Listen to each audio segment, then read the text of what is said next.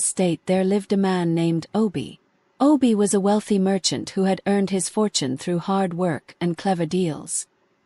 He was known for his fine clothes, his shining shoes, and the way he carried himself with pride. But despite his wealth and status, there was a darkness in Obi's heart that made him feared by many in the village. Obi had a wife named Ada, a woman of gentle spirit and kind heart. Ada was known for her warmth and generosity, always helping others with a smile. But Obi, blinded by his vanity, never appreciated her true beauty. He only saw her outward appearance and found her lacking. "You're not beautiful enough to bear my children," Obi would say, his words like daggers piercing Ada's heart.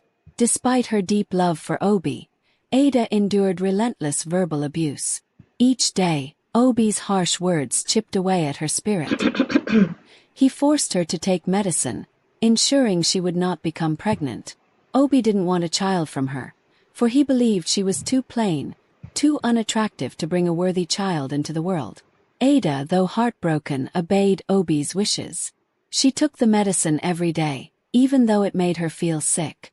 She hoped deep down that one day Obi would see her for who she really was, a woman who loved him with all her heart, who wanted nothing more than to make him happy. But as time passed, Obi's cruelty only grew. He insulted her in public, laughing at her tears, making her feel small and worthless. The once radiant Ada became a shadow of her former self, her spirit crushed under the weight of Obi's harsh words. Unknown to Ada, Obi had a secret that he kept hidden from her. He was involved with another woman, a beautiful lady named Zara.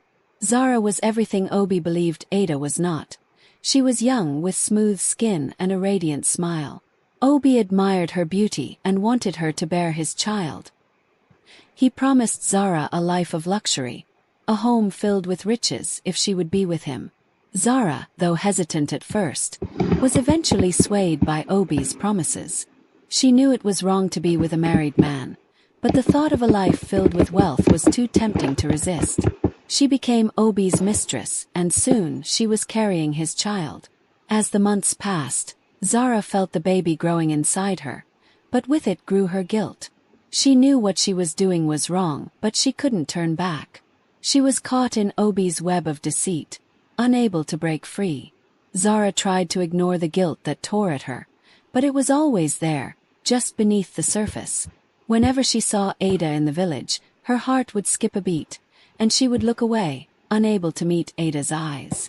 She wondered how long this secret could be kept, how long she could live with the lies she was telling herself.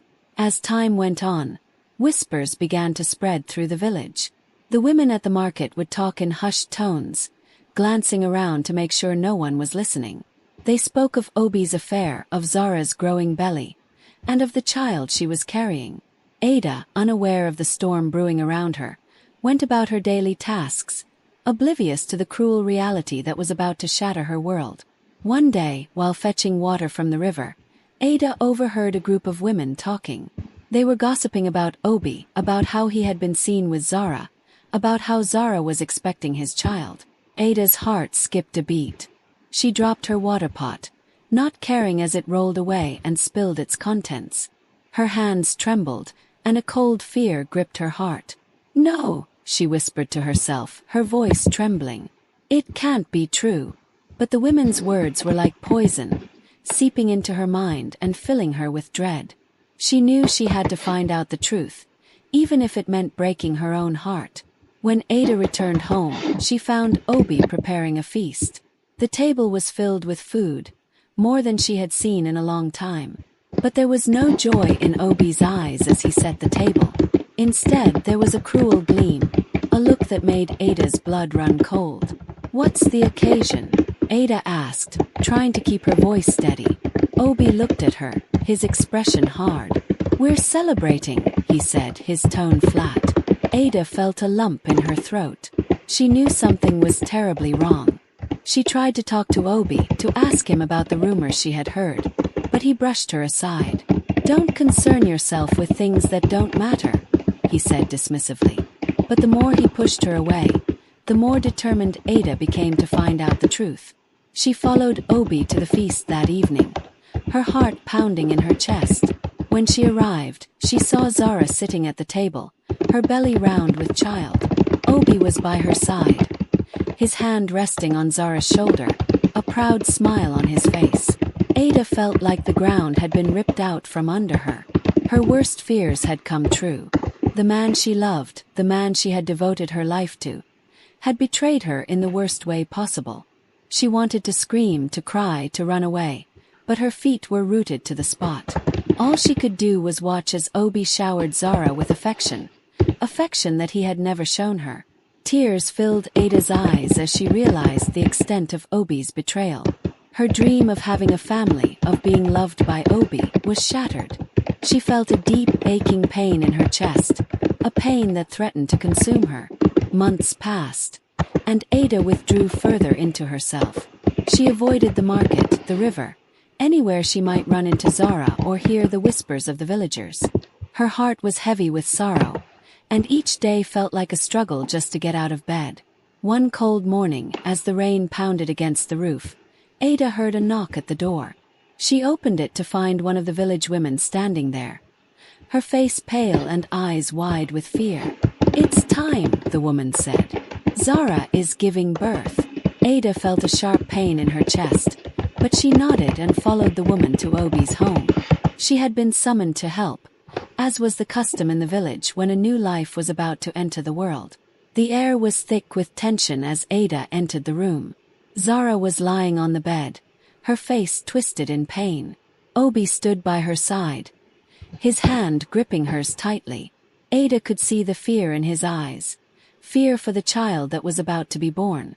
Hours passed, and the cries of a newborn baby filled the room. Obi's face lit up with joy as he held his daughter for the first time. The baby was beautiful, with bright, curious eyes and a soft, cooing voice.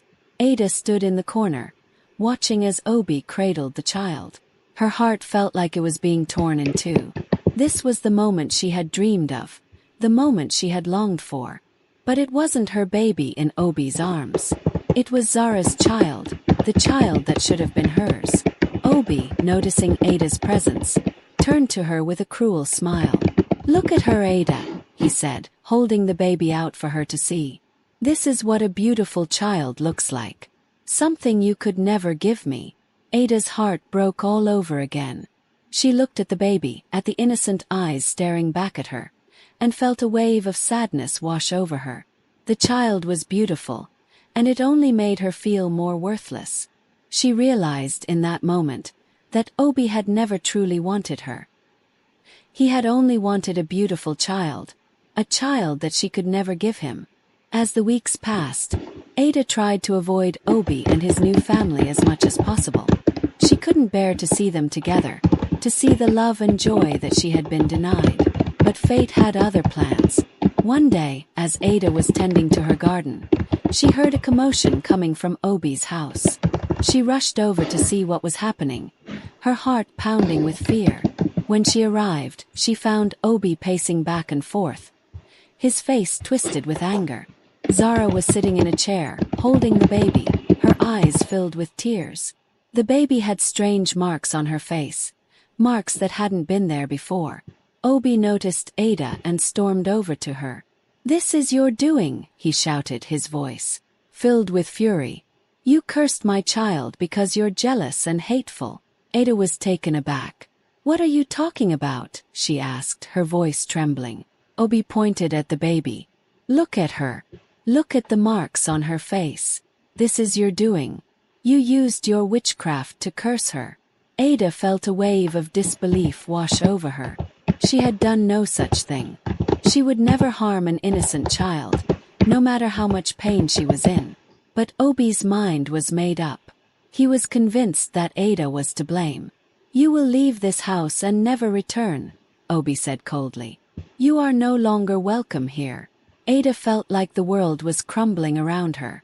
She tried to plead with Obi, to tell him that she had done nothing wrong, but he wouldn't listen. He pushed her out the door, throwing her belongings after her. "Go," he shouted, "and never come back." Ada stood outside, the cold wind biting at her skin. She looked up at the house, the home she had once shared with Obi, and felt a deep sadness settle in her heart. She was alone, abandoned by the man she had loved, with nowhere to go. Ada wandered through the village, her heart heavy with sorrow. The once familiar streets felt foreign to her. The people she had known for so long now seemed like strangers. She felt lost, adrift in a sea of despair. She found herself at the edge of the village, near the river where she had once fetched water. She sat down on the bank, staring out at the rushing water, her thoughts a jumble of pain and confusion. As she sat there, an old woman approached her. The woman was small and frail, her hair white as snow, her eyes filled with kindness. "My child," the old woman said, her voice gentle, "why do you sit here all alone?"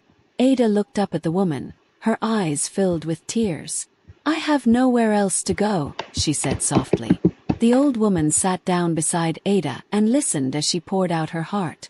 She told the woman everything, about Obi's cruelty, about his affair with Zara, about the baby, and about how she had been cast out of her own home.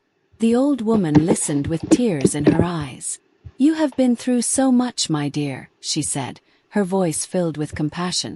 "But do not lose hope. Sometimes the darkest nights bring the brightest mornings." Ada looked at the old woman, her heart filled with a small glimmer of hope. The woman's words were like a balm to her wounded soul, a tiny spark in the darkness that surrounded her. The old woman offered Ada a place to stay, a small, cozy cottage at the edge of the village. Ada accepted gratefully, and for the first time in months, she felt a sense of peace. The old woman's kindness gave her the strength to go on, to start rebuilding her life, even if her heart was still broken. Meanwhile, back at Obi's house, the strange marks on the baby's face began to fade. Slowly, the child's skin cleared, and the once mysterious illness seemed to disappear as quickly as it had come. Obi watched in disbelief as the marks vanished.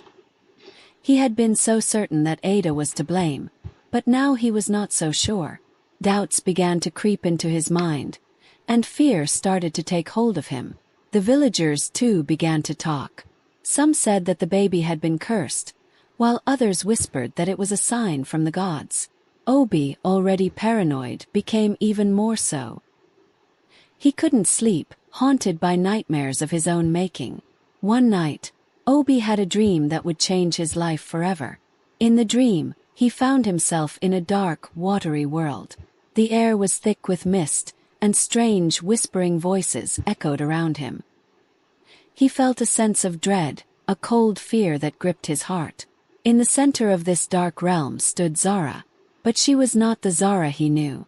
Her eyes glowed with an eerie light, and her smile was cold and cruel. "I am not what you think I am," Zara said, her voice echoing in the darkness. "I am a mommy wata, a spirit of the water. I lured you in with your vanity and greed, and now you must pay the price." Obi tried to run, but his feet were rooted to the ground. He could only watch as Zara transformed before his eyes. Her beauty twisted into something monstrous and terrifying, a creature of the deep, with scales and sharp teeth. "You were so blinded by your own desires that you couldn't see the truth," Zara continued, her voice filled with malice. "You destroyed your own marriage, your own happiness, for something that was never real." Obi woke with a start, his body drenched in sweat. The horror of the dream lingered, a heavy weight on his chest. He realized with a sickening feeling that he had been a fool. Obi's mind was filled with memories of Ada. He remembered the early days of their marriage, how she had loved him despite his flaws, how she had always put his needs before her own. He remembered how she had once saved him from certain death, pulling him out of a river when he had fallen in. He had never properly thanked her for that. The difference between Ada's pure, selfless love and the dark, twisted relationship he had with Zara was stark. Obi fell to his knees, consumed by regret. He had thrown away the only person who had truly loved him, all for a shallow desire for beauty and status. He had hurt Ada, driven her away, and now he was left with nothing but guilt and sorrow. Obi's once proud life crumbled around him. The villagers no longer respected him. They whispered behind his back, pointing at the man who had fallen from grace. The wealth he had worked so hard to accumulate seemed meaningless now, a hollow reminder of the life he had destroyed. He tried to find Ada to beg for her forgiveness, but she was nowhere to be found. The old woman who had taken her in had long since passed away, and Ada had moved on, leaving no trace behind. Obi was left alone, haunted by the choices he had made, by the lives he had ruined. But Ada, though deeply wounded, had found a way to heal. The kindness of strangers, the wisdom of the old woman, and her own inner strength had helped her piece together the fragments of her broken heart. She had learned to love herself again, to see the beauty in her own soul, a beauty that Obi had been too blind to see. In the end, Obi was left alone, surrounded by the ruins of the life he had built on vanity and deceit. He spent his days wandering the village, a shadow of the man he once was, consumed by regret. Ada, on the other hand, found peace and a new beginning. She left the village behind, seeking a fresh start in a place where no one knew her past. Her spirit, once crushed by Obi's cruelty, shone brighter than ever before. If you enjoyed this story, let me know in the comments section. Please subscribe, like, and share this video.